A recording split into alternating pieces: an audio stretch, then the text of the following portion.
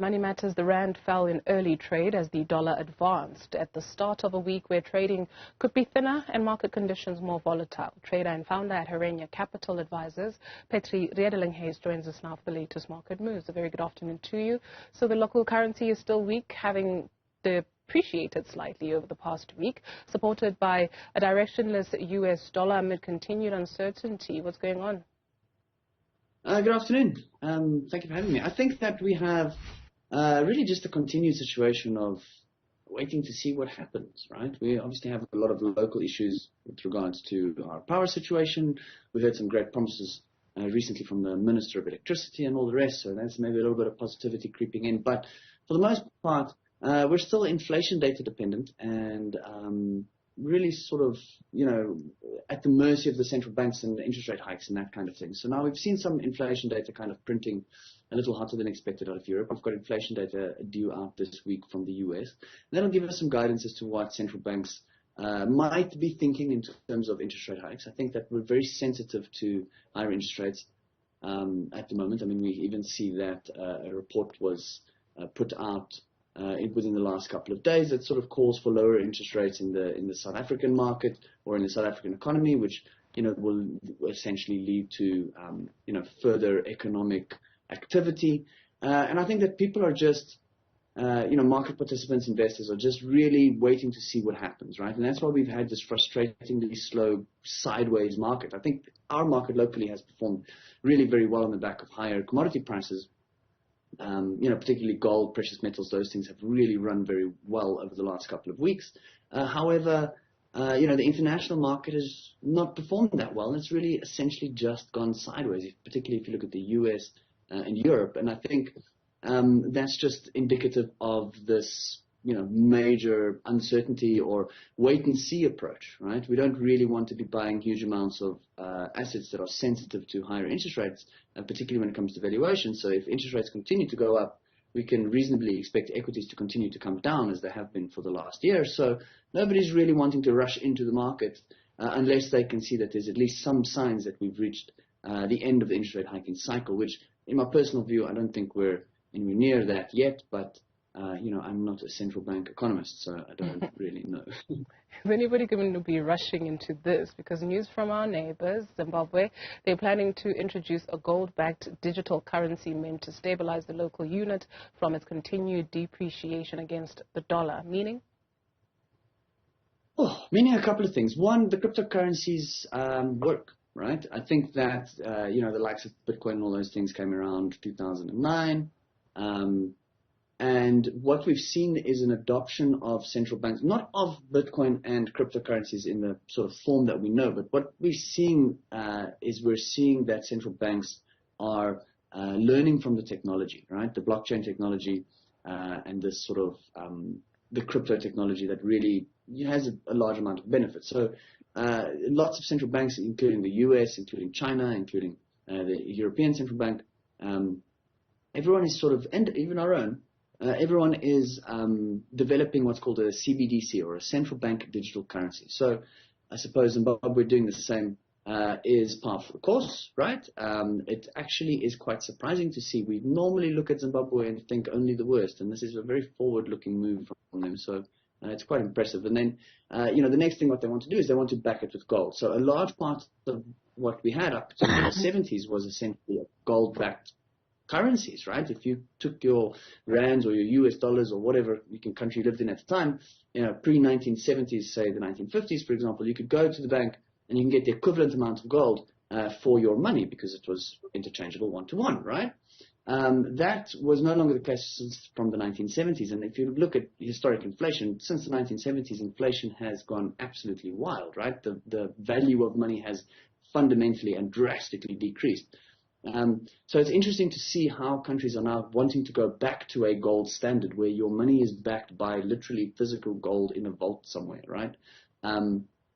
Which gives it more intrinsic value. And, Zimbabwe is not the first one to do this. China and Russia have been secretly buying essentially massive amounts of gold. The largest gold stockpiles in the world currently sit in those two countries, and they've accumulated this over the last 30 or 40 years, right? And they continue to be really big buyers in the gold market, and we've even seen them come out and say, like, look, they want to have a sort of precious metals-backed currency that they could potentially even use for the entire BRICS trading bloc, so Brazil, Russia, India, China, and South Africa, right?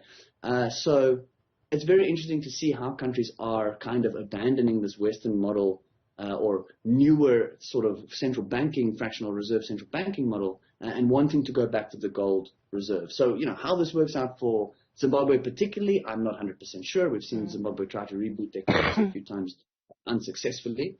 If they do manage to have a, real gold-backed CBDC, or central bank digital currency, I think that it might be a great move for them, right? Okay. Time will have to tell and unfold a little bit to see how deep the rabbit hole goes.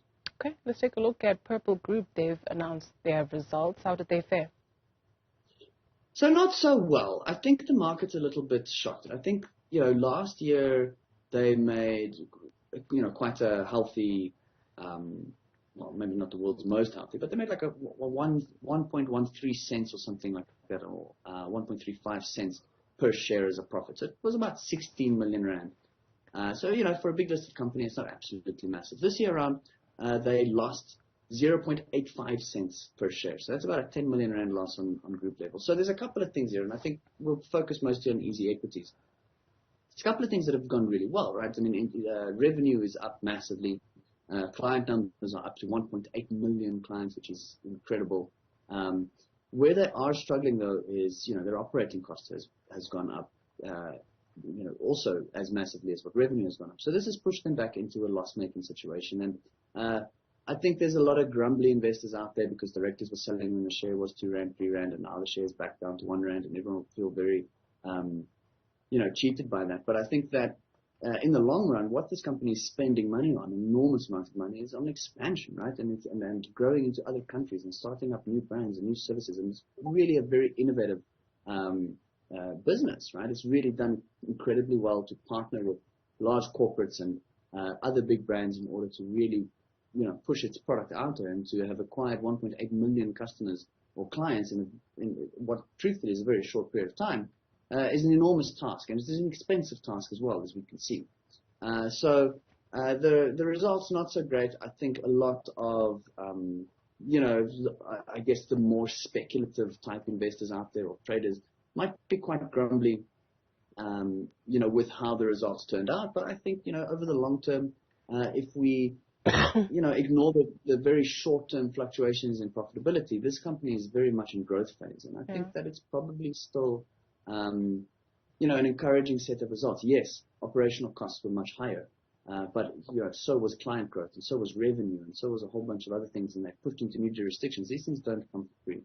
Let's quickly take a look at the latest Altron FinTech Household Resilience Index. What does that show, which is in line with what many people may feel?